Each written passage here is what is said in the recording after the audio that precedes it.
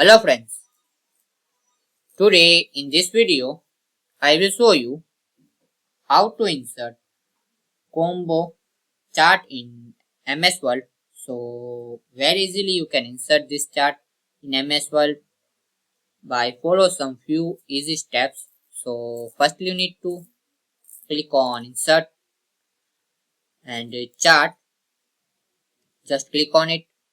Now in this all chart list you find this last option combo, click on it. And here you see this four type will be there, this combo chart four type will be there. So select which one you like, so select it. Now click on ok.